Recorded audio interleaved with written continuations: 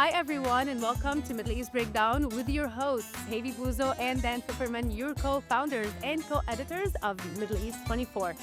If you value clear analysis from the front lines of the Middle East geopolitics, make sure to follow us on X, Instagram, YouTube, and now on Facebook. If you're listening on Spotify or your favorite platform, please give us a good rating and review because that will help us get more listeners and people to find our show. Today, we're joined by Dr. Robert Satloff, longtime executive director of the Washington Institute for Near East Policy and one of the United States' most respected analysts on U.S. foreign policy in the Middle East. And he's basically been advising U.S. administrations and policymakers for decades on how Washington should navigate security, diplomacy, and domestic politics, and also dynamics across the Middle East region. Yeah, I'm super excited, Havy. A long time ago, and I'm giving away certainly my age here, so I'll say just about 20 and a bit years ago, I was a research assistant under Dr. Satloff at the Washington Institute, and I've seen him a few times over the years.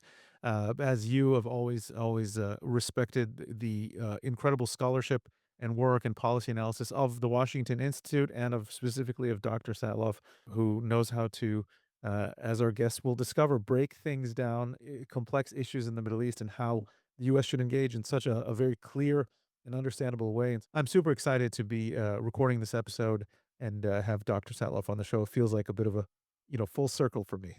And you know what's really interesting, Dan, is that me and you, we have a lot of those coincidence about people that like inspired us and like we connected to in one way or the other in our like life and our careers. And Dr. Satloff is basically somebody to me, but I'm not gonna say 20 years because now, oh my God, and you're young, but literally more than a decade ago. And now we're like, we're not old, guys. Don't think we're old, but around 12 years ago, when I moved back to the States, specifically Washington, D.C., a journalist, but didn't have many connections. I was just trying to get the perspective from different scholars and experts, and of course, officials in the administration in Washington. And I met Rob Satloff. And he was a mentor. He is very inspirational. He understands the need for the world to understand first U.S. policy and positioning in the world, to connect to the Middle East, to connect to the Middle East audience. This is something me and you, Dan, have believed in, and that's actually connected us even more, like professionally, in terms of like work and like it's like a telepathy. It's like a meant to be, but he actually worked on that firsthand, and he was very generous with his time, with his advice, and we're now connecting on something new, which is Dr. Robert Satloff. So I'm really happy that we're gonna have him on and realize that Absolutely. also we have people who inspired us in the same way. Absolutely. And, today, kind of doing a bit of a zoom out session. A lot of our episodes dive deep into a specific issue. Of course, check out last week's episode about Iran as the events were unfolding there. Make sure to tune in and check that out. And every week we have a different episode on a different part of the Middle East. This time we wanted to kind of zoom out and look at how the United States is approaching the Middle East, is viewing the different developments and challenges in the Middle East. And there are, even just this year, we did a 2025 recap just a couple of weeks ago. We're recording this on January 15th, 2026. So many developments, so many breaking issues, and fast moving parts. So sometimes you need to kind of zoom out to be able to understand what's happening, right? We're a few years into the Abraham Accords, where we had this moment of hope, erupts the Israel-Gaza war, throughout which Hamas was, we'll say, defeated or almost defeated. I think we'll come to find out that it's not quite. Hezbollah and the Houthis severely weakened. The Assad regime fell. The Iranian regime was weakened and bloodied and embarrassed. Trump comes onto the scene. Everyone's kind of trying to figure out what is the direction of U.S. foreign policy. Is it America first and isolationism? Is it a return to American leadership? Is it values? Is it power dynamics? And so, today we're talking about Iran and the developments of Iran. A few weeks ago, it was Israel, and now the whole second phase of the Gaza ceasefire comes back. We have Gulf dynamics that we want to discuss, the rift between the traditional U.S. allies in Saudi and the UAE. We have the sometimes inexplicable relationship between the United States and Qatar and Turkey that we want to unpack. And of course, if we were to zoom out from the Middle East, right, there's the U.S. role in Russia, Ukraine. There's what the U.S. did with Maduro just now in Venezuela, U.S. Policy and strategy on China, on tariffs. There's so much to unpack. And so, who better to do that with than, of course, Dr. Rob Satloff? Thank you so much for See, joining us. and let's see how much we can unpack with him because this is gonna take us like a few hours. Let's see how much time he will designate for us today. We were just chatting in the pre-recording that both of us have previous engagements with you. Of course, you know I had the honor of interning or being a research assistant at the Washington Institute a long time ago. So both Havy and I have always read your work with a lot of admiration and learned a lot from what you and the Washington Institute have done over the years. Really glad kind of full circle and you're able to join us on this show. Terrific. Very happy to be here. Yes, it's absolutely meant to be, and we were talking about the role of media, and, this is definitely something that you've played personally, a very important and positive role in talking about the importance of media having, the free press that actually is sharing truths and realities that, unfortunately, a lot of the traditional media and now increasingly so on social media, we're seeing and the exact opposite with a lot of this information and unfortunately also kind of foreign agendas that are trying to dismantle the West have been able to infiltrate the minds and hearts of younger generations and the entire Western world. And that's what we're trying to counter. And this is very aligned with what you've always talked about. And you had your own show on Al Hurra for 21 years where you continue to talk about the US role in the world, about different issues in regards to our foreign policy, national security, even though at the same time, maybe Al Hurran and other ways didn't fall to or live to its fullest potential, but you continue to be this unwavering platform for these values that we cherish on Middle East 24. So we'd love to talk about that actually a little bit. Can we talk about that? Sure. I'm happy to talk about it. I believe in it. I think that, I mean, there's a couple of different issues. I mean, one is the role that America can play in engaging, in this case, engaging with Arab viewers, Arab listeners, providing something that they're not going to get anywhere else. First and foremost, providing a window into the United States, not colored by what their government or their regime wants them to see, but bringing them directly face to face with Americans, American officials, American leaders, American ordinary citizens. So I think providing that direct contact is is something that no one else can do, and the United States should do it. And it is with great regret that the Trump administration, in my view, has erred in its axe rather than scalpel approach to trying to address the issue of international broadcasting. If you something you want to fix, fix it. But killing it, I think, is a terrible idea.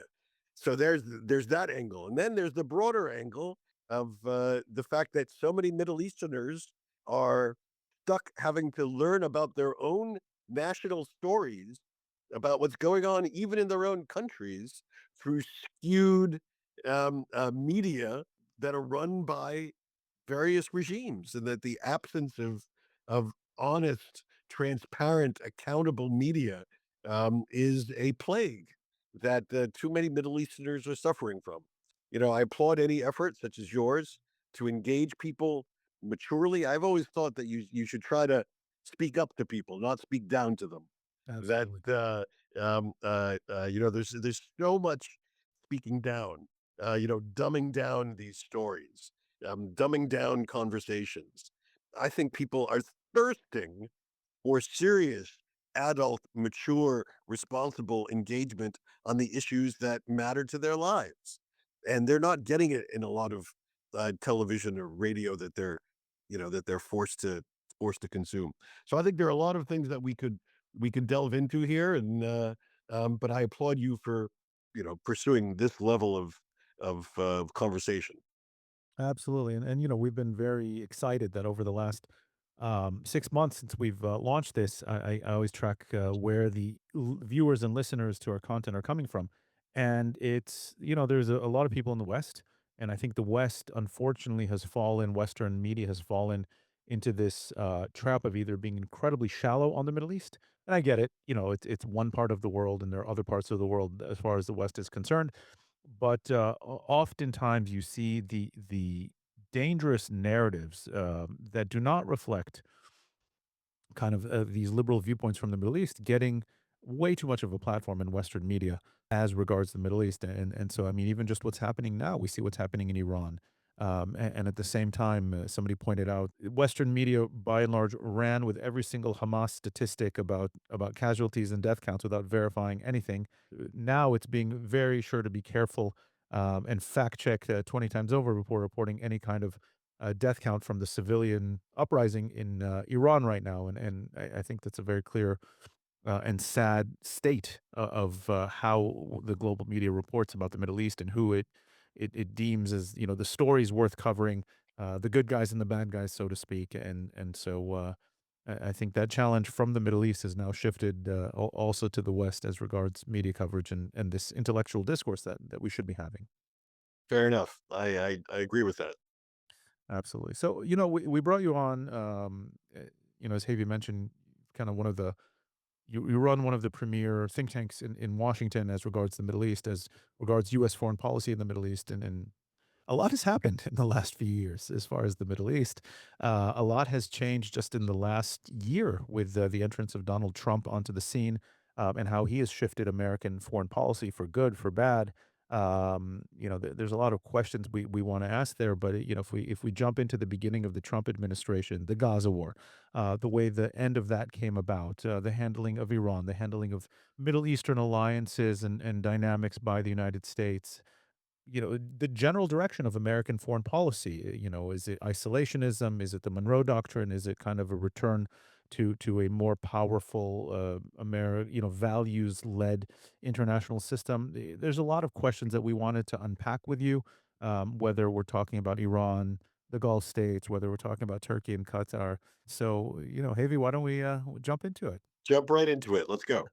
Let's go. We actually want to definitely start about Iran because Iran is a very primary and important element that, like, now we know that this Islamic Republic regime is again facing the people of Iran who are protesting for freedom from that regime with bullets.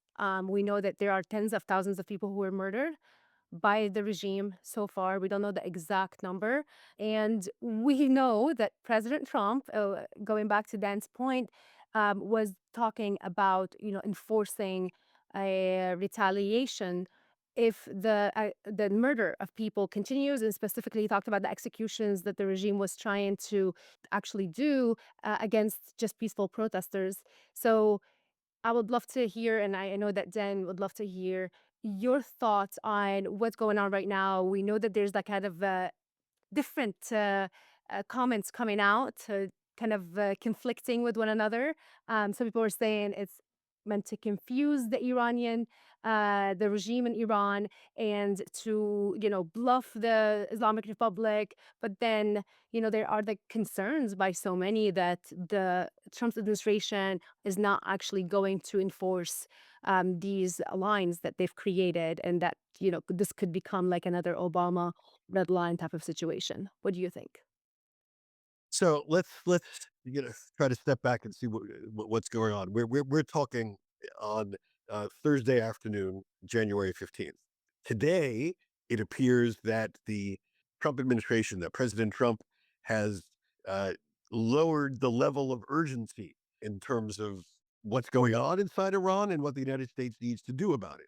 He appears at the moment to have a position which is, my threat to act against Iran worked. And the Iranians have suspended any effort to execute protesters and have diminished, if not ended, their violent repression of peaceful protesters. That's the administration's policy as of this afternoon. Now, will that be the policy tomorrow or this weekend?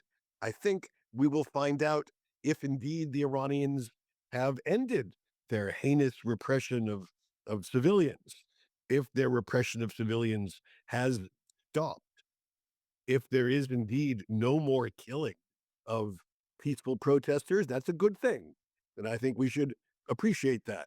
To connect it necessarily to the president's warning, that's that's a bit of a leap.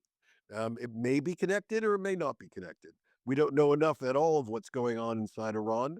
We don't really know at all the details of the extent of the repression. We have a sense of it. We know that it is the greatest number of civilian protesters killed in as brief a period in the history of the Islamic Republic. We know that it is many multiples of the protesters that were killed in the Mahsa Amini women life freedom protests. We know that it is many, many multiples of the people killed in the Green Movement, and that this is way off the charts. Do we know that it's 5,000, 10,000, 20,000? We don't know yet because of the shutdown of the internet and the fact that it had happened in so many different places around the country. Every province was engaged. This was a true uprising. What I think we can draw from this, based on our imperfect knowledge, is that the people of Iran want to shake off this regime, and that this regime has no other tool at its disposal but the use of live fire against innocent protesters to exert its control. No appeal to patriotism, no appeal to national unity, no appeal to calm, none of that works. If anything works, it is brute force repression.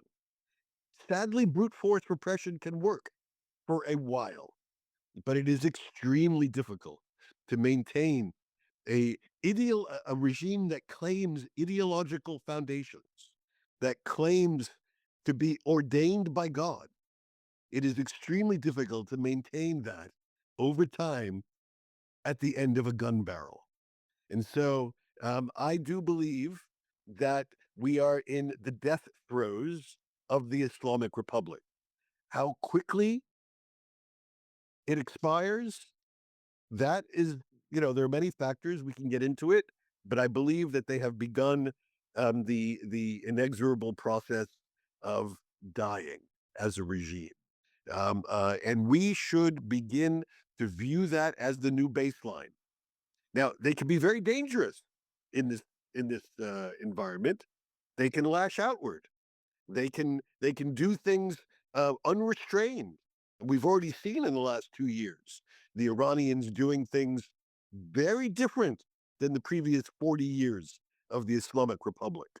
You know, hitting well beyond their borders, sending missiles and rockets and drones hundreds and hundreds of miles. In the last 5 years, they've attacked three countries: Saudi Arabia, the UAE, Israel, and that's just using the means of its military. Put aside terrorism and that sort of thing. This is a regime that is this serial, adventurous regime attacking countries around the Middle East. Let's not think that they are just within their borders trying to preserve something. No, they're an aggressive, outwardly focused, adventurous regime. I believe that they are in their death throes, and I believe that U.S. policy should be premised on that. Just one final thought, which is there's a lot of debate about how we should, the appropriate role of the United States. Yes. Let's remember, Iranian people are the ones that are rising up. Iranians are the ones that are dying.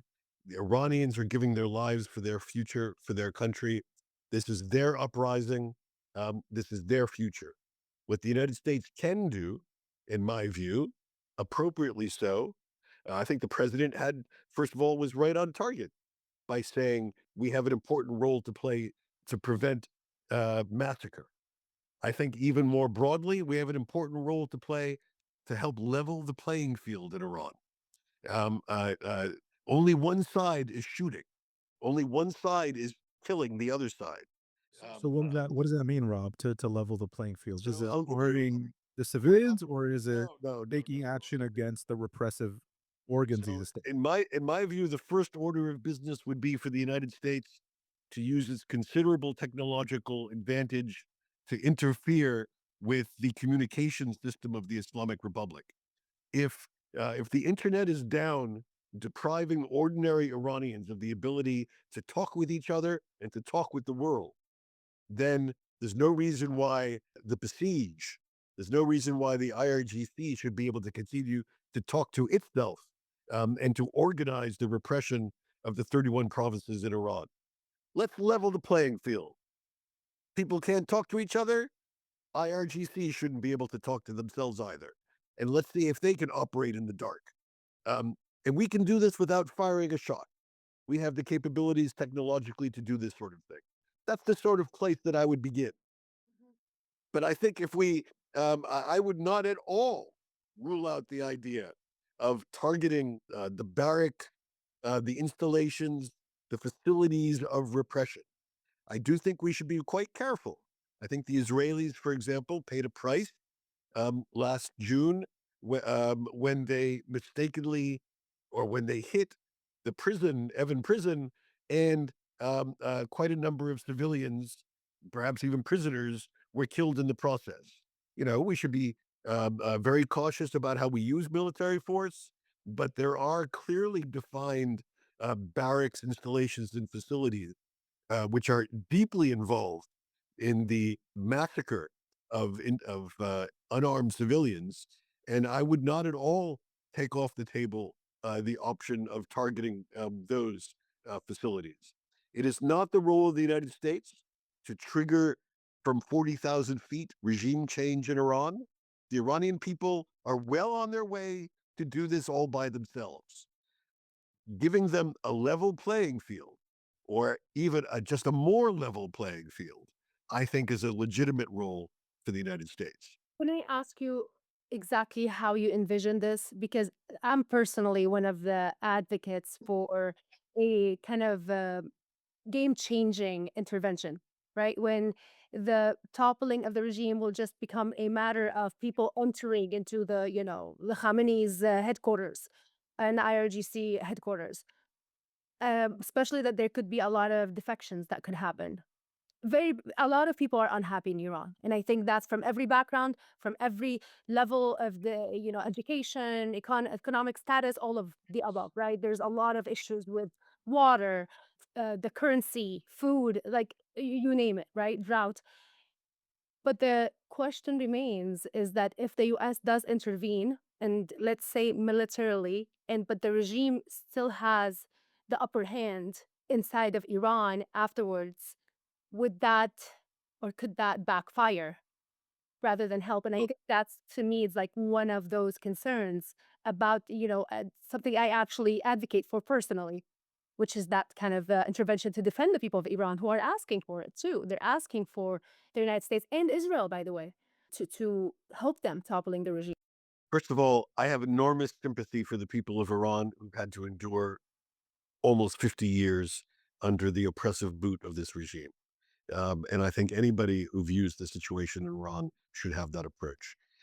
Secondly, I have some modesty about America's ability to execute a regime change strategy that produces a particular outcome. These are extraordinarily complex things. We're not very good at this sort of thing. Not that we're alone in this. It is one thing to remove a leader. It's the second thing to remove a full regime. It's a third and exponentially more complicated thing to replace that regime with something constructive.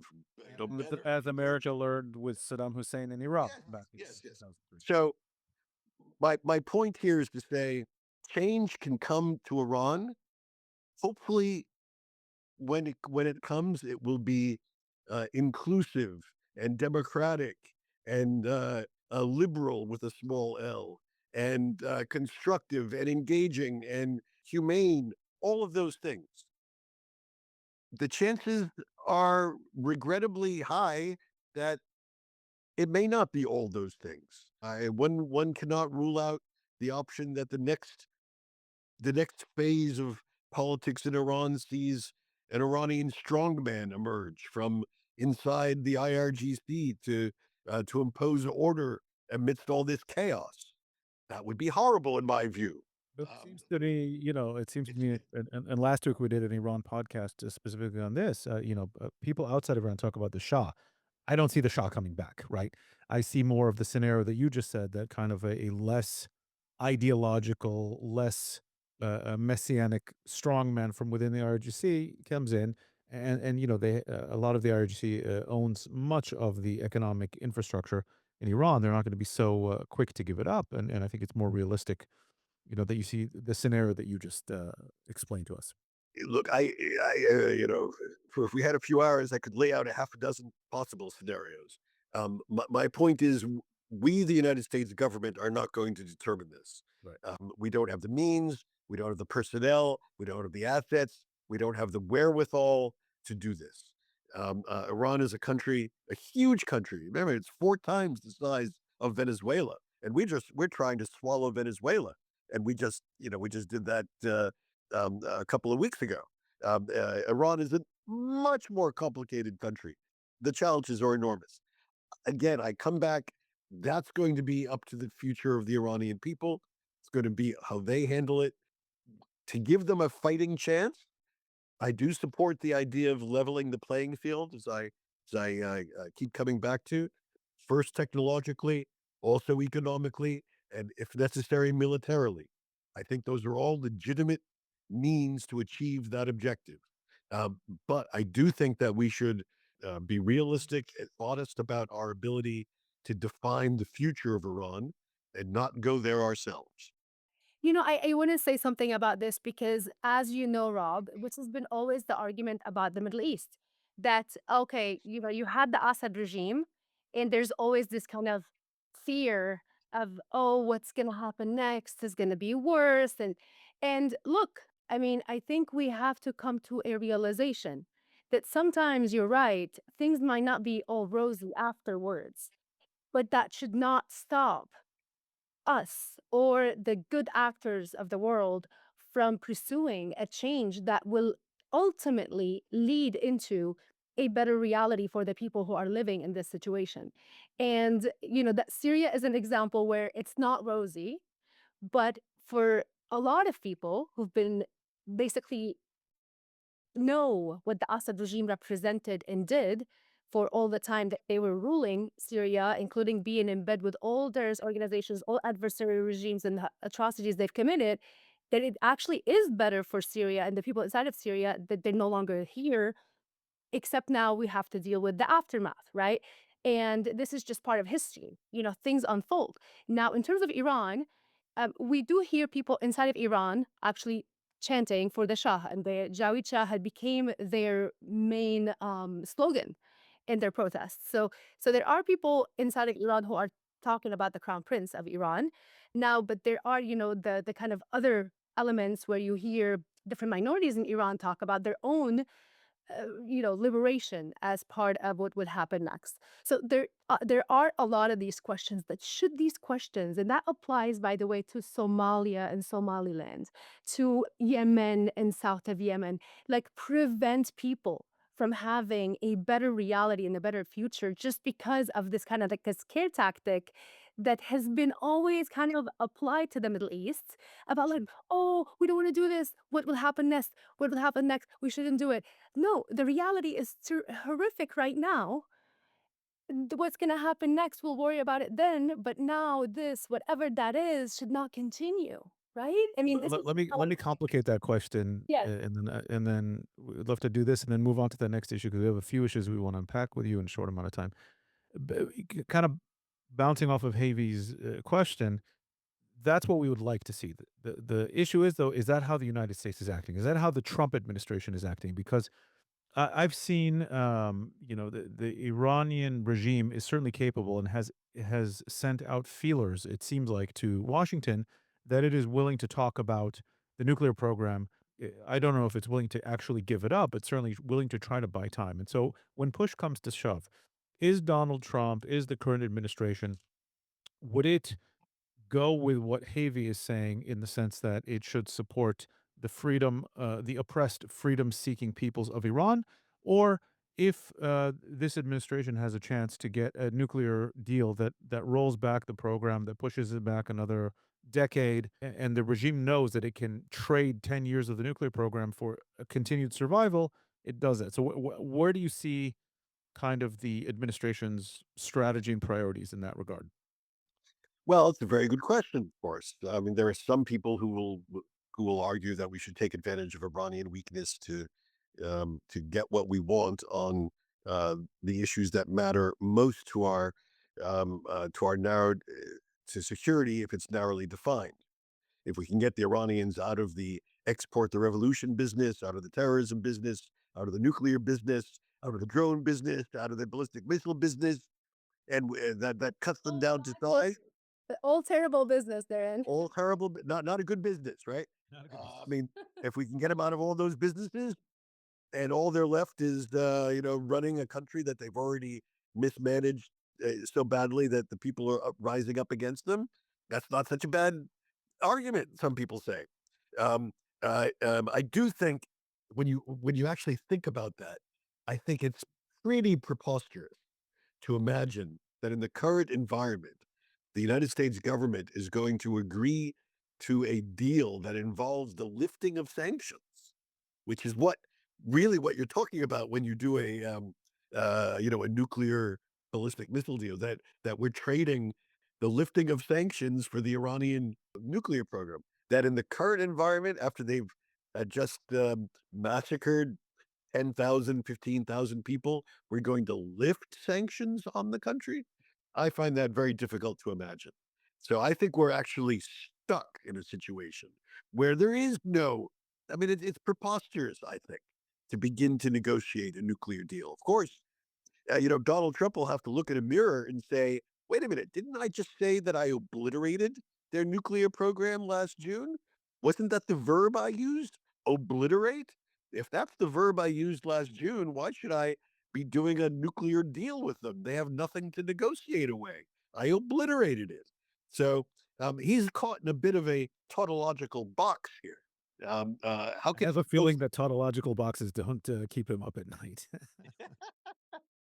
but fair enough. But how does he negotiate a deal over something that he says no longer exists? I think there are some in the White House who would prefer that we just not have any more military engagements in this part of the world. I see some poll data suggesting that certain parts of the MAGA universe don't like the activism that Trump has shown so far in this second term.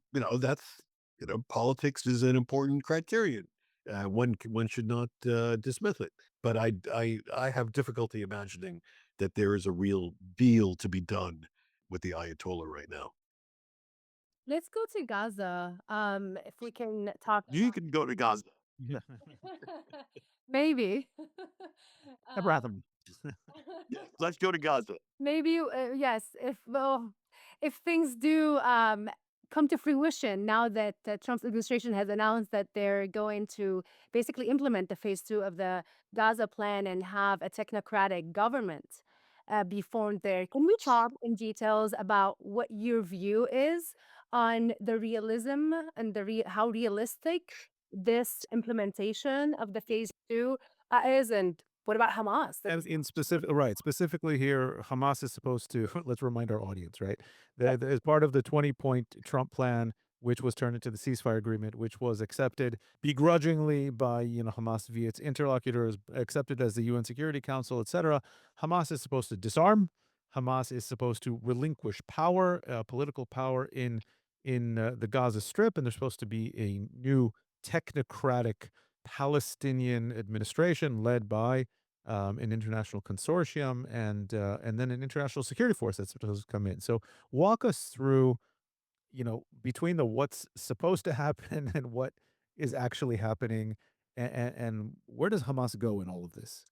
Look, for the big picture here is something you said when we began the show. I think was wrong, which is that the war is over. The war is regrettably not over. The war has a ceasefire whose terms are disputed by the parties to the ceasefire. They're disputed in fact, if not in name. Yes, the terms of the ceasefire include the disarming of Hamas and the relegation of Hamas to total irrelevance will have no role to play in any form, quote unquote. Literally. Paragraph 13 of the 20-point plan. No role in any form in Gaza. Well, guess what? The reality of Gaza today is that Gaza is divided between an Israeli zone governed by the Israel Defense Forces and a Hamas zone in which Hamas, now uniformed, operating openly, armed in the streets. Hamas is the governing agent. It's about slightly less than 50% in the Hamas zone, slightly more than 50% in the Israeli zone. A huge inequality of the populations between these two zones. The Israeli zone has only about 10 or 15% of the population, whereas the Hamas zone has about 85% of the population. So Hamas today continues to control the lives of the vast majority of the Palestinians in Gaza. And so the real challenge, to which no one has an answer, despite all the verbiage that we've heard, but it's a challenge to which no one has an answer, is who disarms Hamas? Who gets Hamas out of the governing business? There is a new interim Palestinian technocratic administration. It was just announced yesterday. Quite reputable names. There'll be the minister of this and the minister of that, and they'll run this administration and that administration. All very nice. Will any of them have the mission of disarming Hamas? No. Exactly. Like No. how? Will the International Stabilization Force, the thousands of Indonesians or Azerbaijanis or you name it, will they be coming in with the mission of disarming Hamas? Yeah. No. No one is going to be disarming Hamas. There are only two candidates for this job. One is the Israel Defense Forces, the other are other Palestinians. At the moment, there are no other Palestinians trained for deployment as security personnel to go into Gaza to do this job. And the Israel Defense Forces is staying more or less on its side of the intra Gaza border.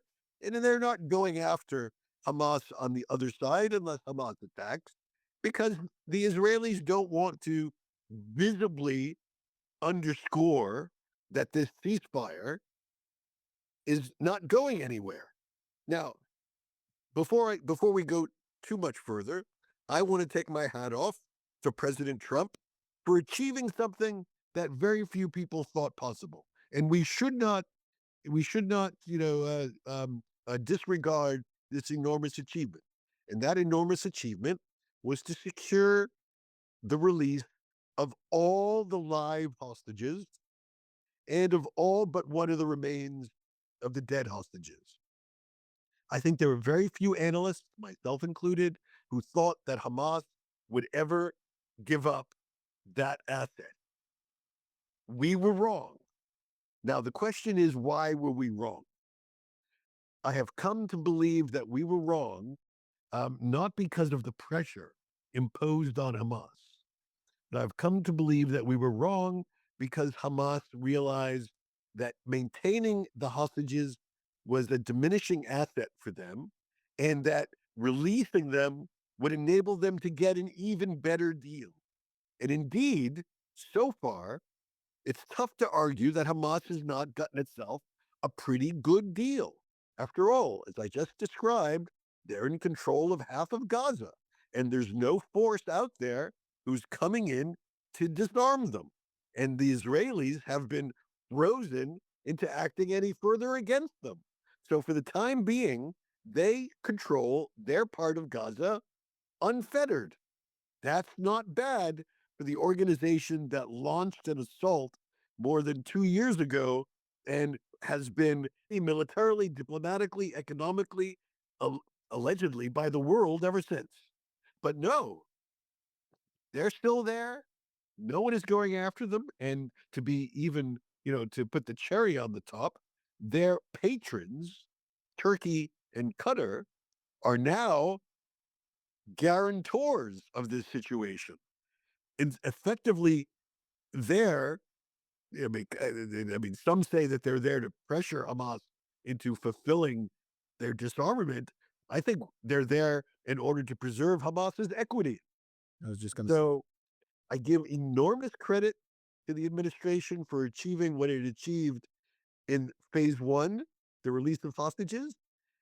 I also think we have now gone down a path which is extremely dangerous, which may result in Hamas's firm long term control over a large part of Gaza.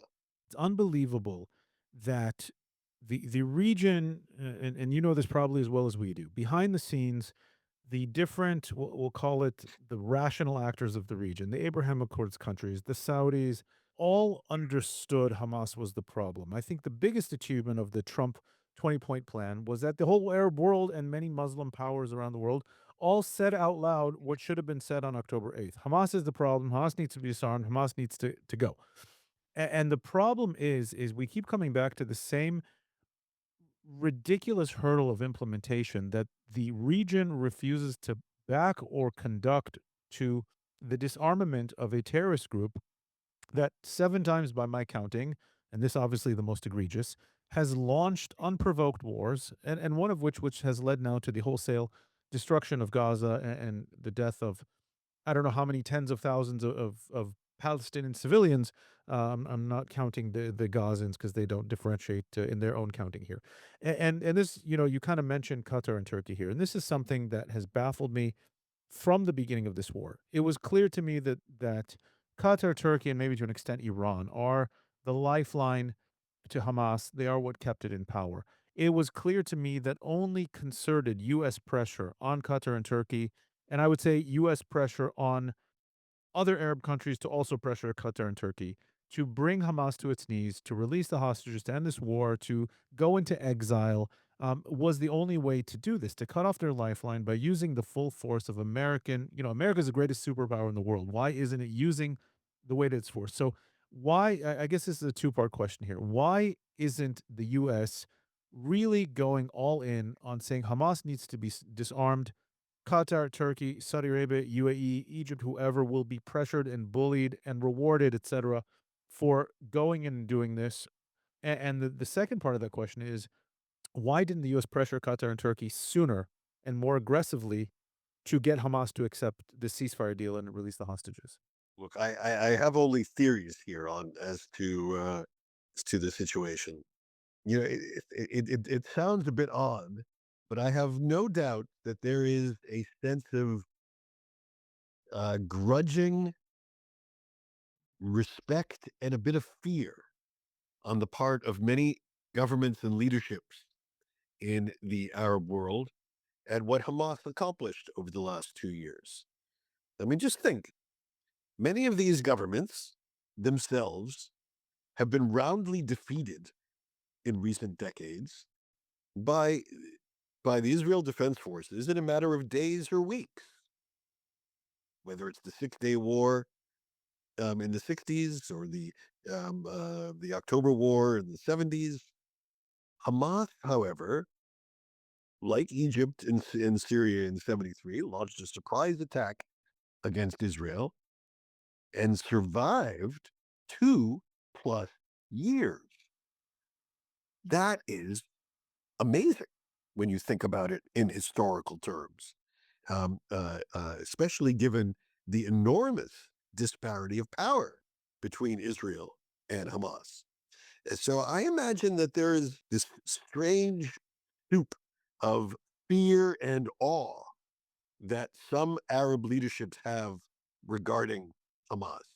This all adds up to we're not going after them. The Israelis didn't go after them over the last, didn't succeed in snuffing them out over 2 years. We're going to go after them? No way. Yes, we will say this or that, but I think we're just mouthing it. I don't even think many of them believe it. They're certainly not acting upon it. because there's engagement, there's diplomatic engagement with Hamas, which goes on nonstop.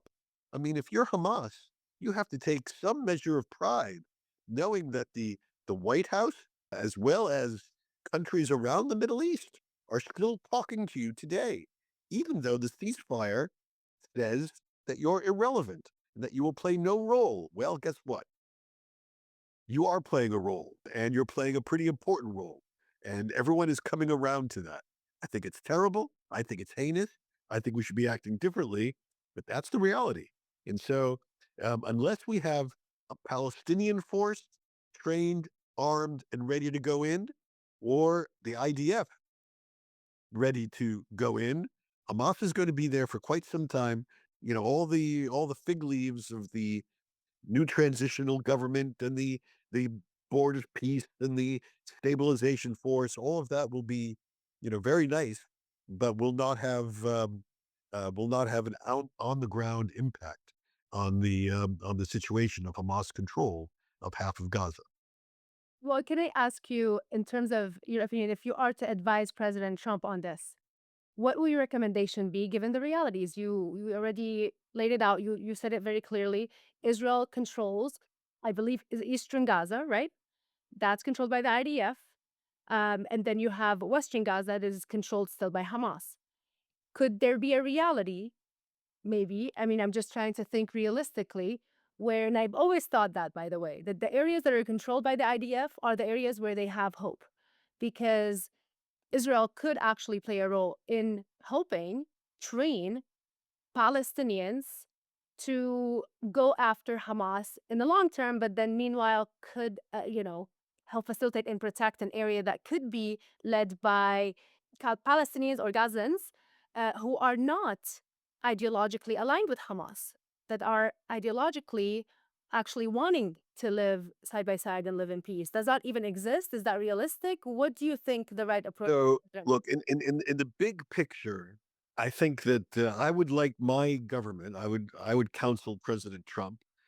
It is important for the United States to impress upon Israel that a choice needs to be made, in terms of viewing the Palestinian Authority as as a partner, a flawed partner to be sure, but as a partner, and that Israel cannot should it should not be the view of the United States to be silent on the choice that the Israelis are making, both to attack Hamas and to view the Palestinian Authority as an enemy.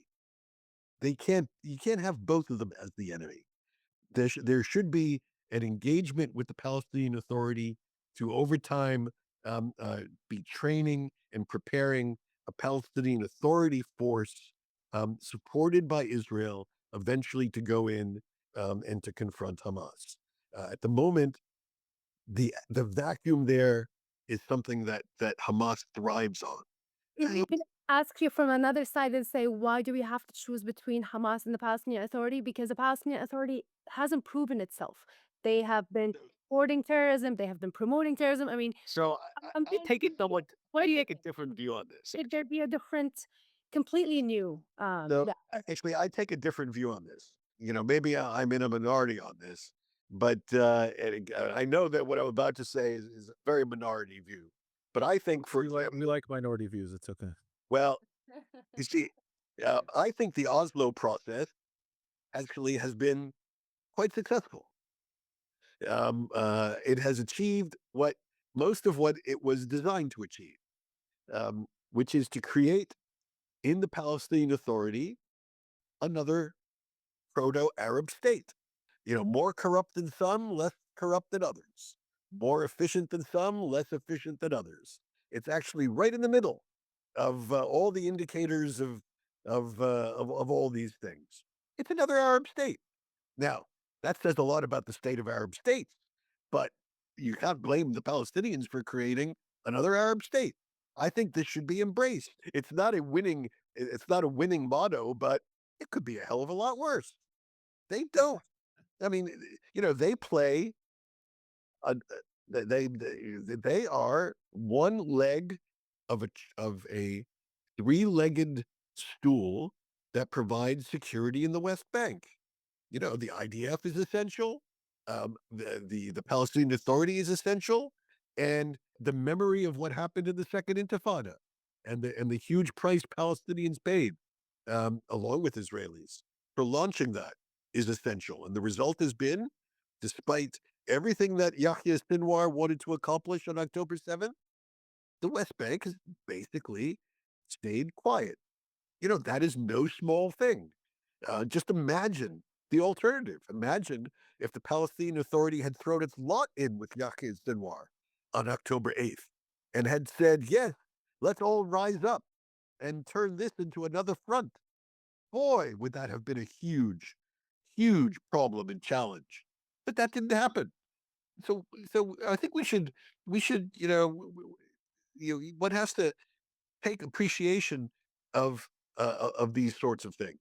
And so I don't disagree with you, Rob, and my whole sense here is that what the U.S. and the international community should be doing is pushing the PA to reform massively, to drop the pay for slay, to drop the incitement in the media and the school system. But I think by and large, I agree with you. Some caveats. We're short on time, and there's two big questions, at least that I have. If we can touch on them briefly, one of them we kind of talked about it. Qatar and Turkey. They are Hamas's backers. They are we'll call it the backers of soft Islamism in the region, and they're making power plays. How does the US not see this? How is the US so, working so closely with Turkey and Qatar? How does the US how does Trump embrace Erdogan, and how does he accept a $400 million plane from the Emir of Qatar? Why is it that all of us here in the region can see this, and seemingly the United States governments, I should say, doesn't understand that these are not good actors, seeking to solve conflicts in the region? They're still the ones who are backing Hamas and backing Islamist movements around the Middle East. so look, far be it for me to understand or even to try to speculate on the thinking of this or that U.S. official.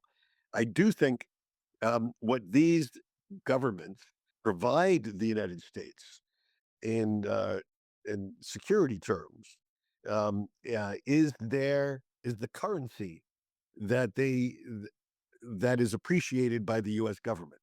So whether it's air bases, NATO partnership, the role that each country plays when we need them for security reasons, when we turn to Qatar to open up its borders to allow in Afghan refugees or to serve as a base for X, Y, or Z. These things are extremely highly valued by American leaders who deal with issues of national security on an urgent basis, and will take the ideological challenge, take the religious challenge, take the subtle political challenge, and it will not give it the same level of value. And then you can add the whole business aspect to it, which is a special attraction to this administration. But even if you took that out, historically, Qatar, for example, I mean, it has done very well with Democrats and Republicans, on an official level, precisely because they know how to tap those areas that matter most on an urgent basis. Our El Udeid Air Base, access to that facility, always saying yes when we ask them, if we can have overflight, if we can, base our people or whatever. And Turkey playing, you know, knowing when and how to play a very constructive role on things that matter. It could be via the Russians or on Ukraine issues or whatever. And so there's a great distraction from the issues that you and I are talking about, their ideological support for Islamism, and how their Qatar's enormous outsized investment in American universities, and what that might mean for the American education system. You know, we tend not to conflate these issues. We tend to keep them separate and to focus on the most urgent national security aspects, and they know how to play that off very effectively. Absolutely. My question deals with kind of the perceived Saudi shift in recent weeks, months, etc. So, just even a few months ago, we were all talking. Saudi's on the verge of joining the Abraham Accords, and then all of a sudden, you see this kind of rift between Saudi Arabia and the UAE over Yemen. You see a rift, a kind of a new coldness, a cold shoulder from Saudi Arabia towards Israel, maybe some frustration over Israeli policy. And now Saudi seems to be kind of going in a different direction and forming this pact with Turkey, Qatar, and Pakistan. What's going on with Saudi Arabia, with the way it's engaging in the region, and how is the U.S. viewing this?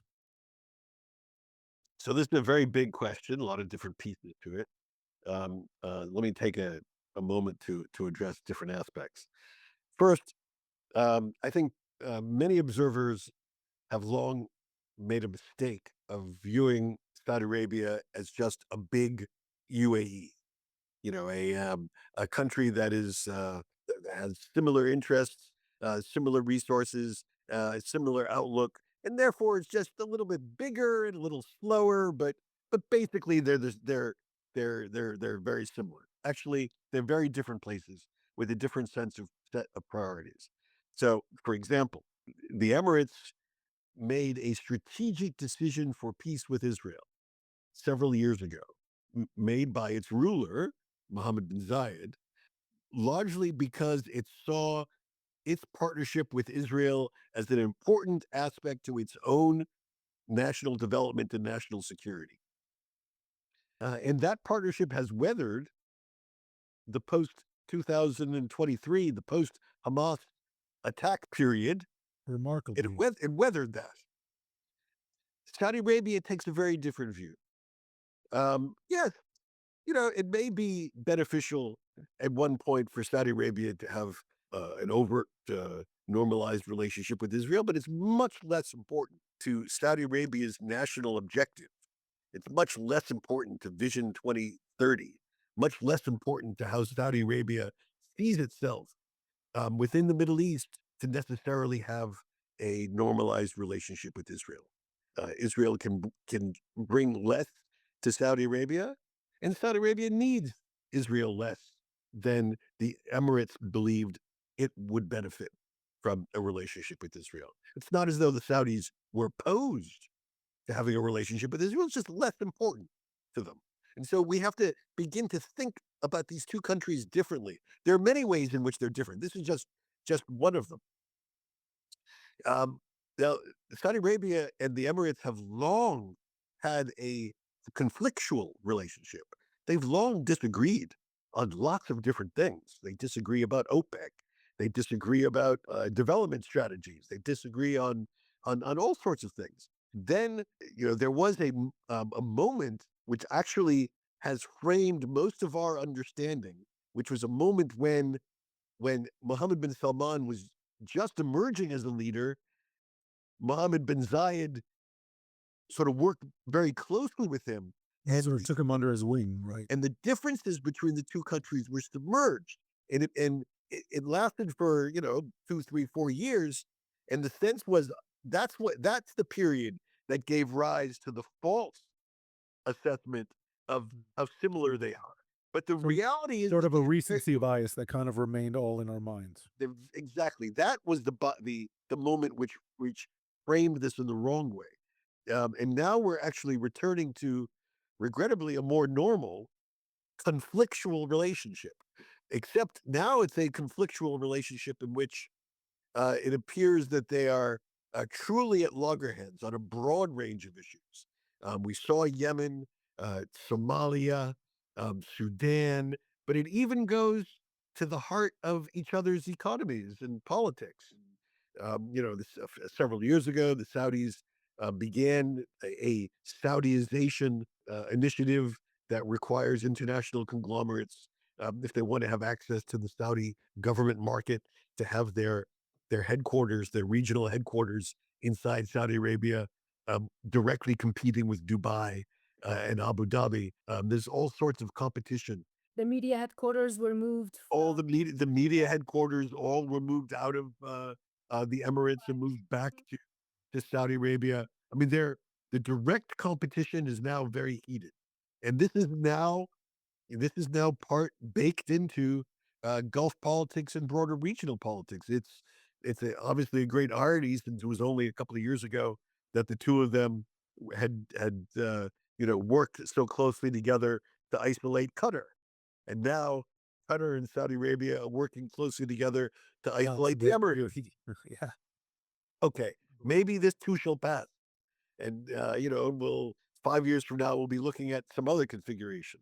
But between now and then, it's going to be a very difficult conflictual period in Gulf politics, and this is going to radiate out, touching lots of different aspects: Africa, Red Sea, Israeli, Palestinian.